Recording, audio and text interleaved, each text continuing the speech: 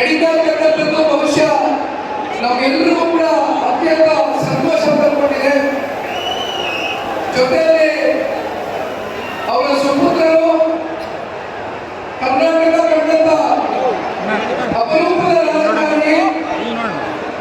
ಬಹುಶಃ ರಾಜಕಾರಣವನ್ನ ಅನೇಕ ಜನ ರಾಜಕಾರಣಿಗಳು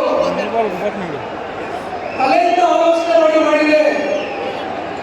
ಬಹುಶಃ ಇಡೀ ದೇಶದಲ್ಲಿ ನಮ್ಮ ರಾಜ್ಯದಲ್ಲಿ ಏಕೈಕ ರಾಜಕಾರಣಿ ಹೃದಯದಿಂದ ಆಲೋಚನೆ ಮಾಡ್ತಕ್ಕಂಥ ವ್ಯಕ್ತಿ ಯಾರಾದ್ರೂ ಇದ್ರೆ ಅದು ನೀವು ಬೆಳೆಸಿರ್ತಕ್ಕಂಥ ಮನೆಯವರು, ನಮ್ಮ ರಾಜ್ಯದ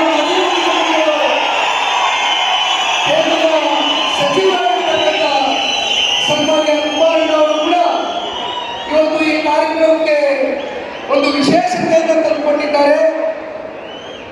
ಹಾಸನ ಜಿಲ್ಲೆಯ ಅಭಿವೃದ್ಧಿಯ ಹರಿಕಾರರು, ಅಭಿವೃದ್ಧಿಯ ಧ್ಯೇಯ, ಹಾಸನ ಜಿಲ್ಲೆಯ ಅಭಿವೃದ್ಧಿಯ ದೃಷ್ಟಿಯ